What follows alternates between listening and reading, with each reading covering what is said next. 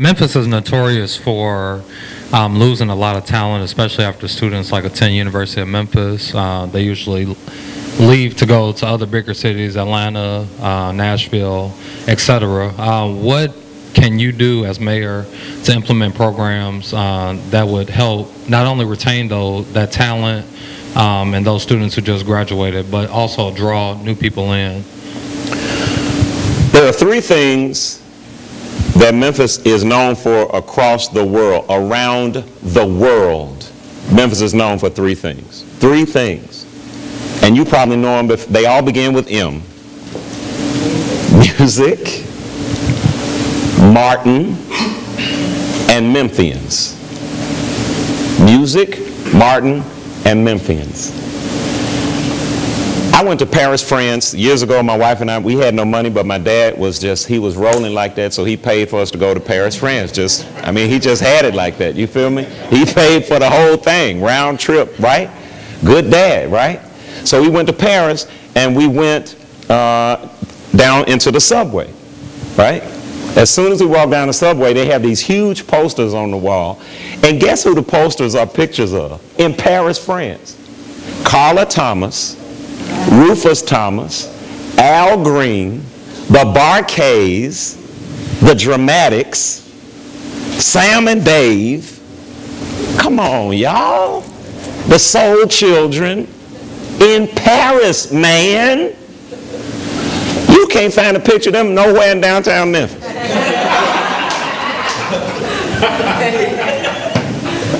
And they're the ones that made Memphis famous, man. We don't appreciate our own. So what can I do? Do y'all know that the city of Memphis has a division? It's an office called the Music Commission, the Memphis Music Commission. Did y'all know that? Did you know that it doesn't have a budget? Did you know that the Memphis Music Commission does not have a paid secretary? That's bull. That's crazy.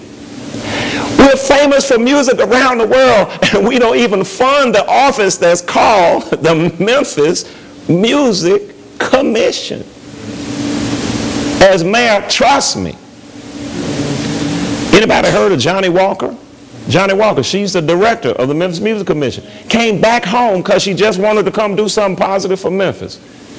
Can't even get a secretary, man. She formed NABFM, National Association of Black Female Executives in Music. She's the one that made Russell famous with Def Jam. And she's in Memphis, Tennessee, down there at City Hall. And can't get a secretary. That's some crap. That's some mess. Right? So, what about young professionals? What about the brain drain problem? Y'all, look at the slate of candidates for mayor. Just look at it. Is this the best we can do? Come on, y'all. At 52 years old, and I know I don't look it. At 52, I said I know I don't look it. At 52 years old, y'all, why am I one of the youngest candidates in the race for mayor of a major city? That's a hot mess. Where are the 30-year-olds, the 20-ish year? Where are they? They're gone. They're in ATL. They're in LA. They're anywhere but. What would I do for them? You remember me saying I was going to relocate the city division offices from City Hall into the neighborhoods? Guess what you didn't ask me, well, what you going to do with City Hall? Nope, not one person in here said, well, what you going to do with City Hall? If you move all the offices out, what are you going to do with City Hall? I'm glad you asked. Young people who are just graduating from med school, law school, dentistry, engineering, in the music professions, don't they need office space? No, seriously, don't they need office space? What I will do with City Hall is create, and see, when I say this, y'all going to say, get out of here. When I say this, you're going to say, nobody's ever done anything like that. That's how I roll.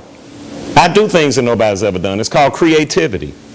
Who would have thought that this man would have had an urban gear store, a mecca, in downtown Memphis, Tennessee, across the street from where Dr. King was killed. Who would ever thought that?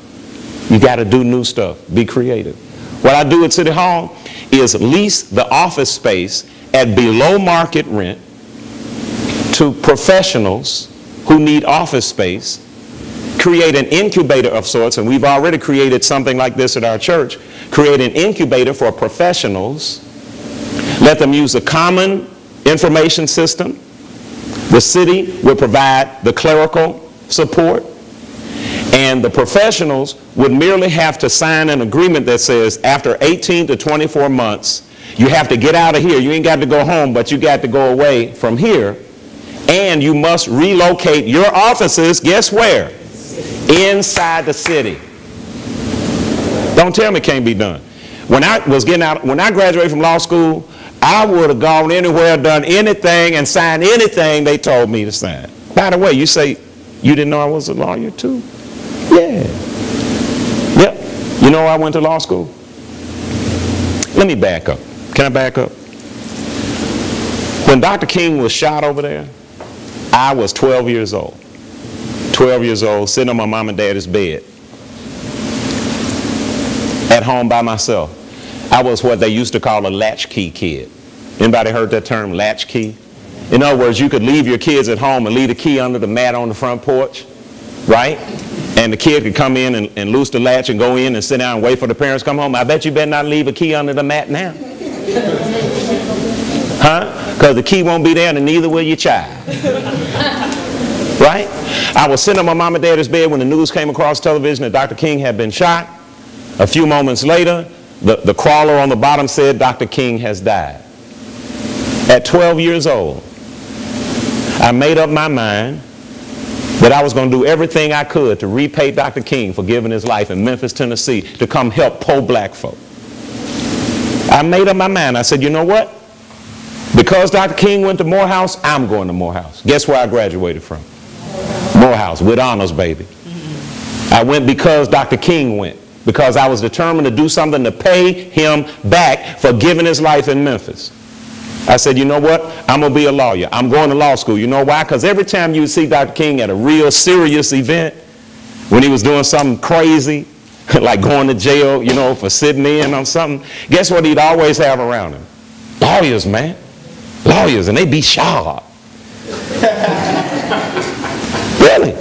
Look back at the pictures, man. Russell Sugarman, suited down, tied up. A.W. Willis. These are famous names around Memphis. Judge Lockhart. Thurgood Marshall. Everybody knows that name, right? Dr. King loved lawyers. Why? Because they were bright and they knew how to manipulate the system. So I said, I'm going to law school just because Dr. King had used lawyers. The third thing I did educationally because of Dr. King was I went and got my Master of Divinity from Memphis Theological Seminary. I didn't need another degree, you feel me?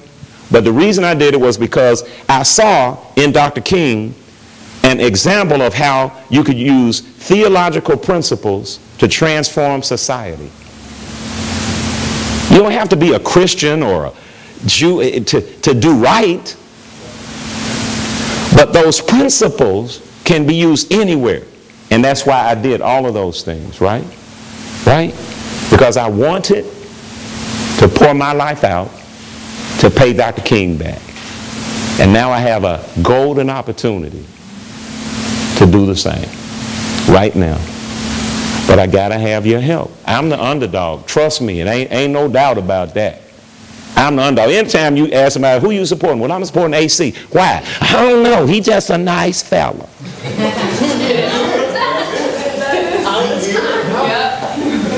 And that's what I'm up against, you feel me? Wow, wow, how far down have we gone as a city, right? Come on, think. That's all I ask you to do is think. And if you can compare me to anybody else, our records, what we have done, and choose another candidate, then fine. But think critically.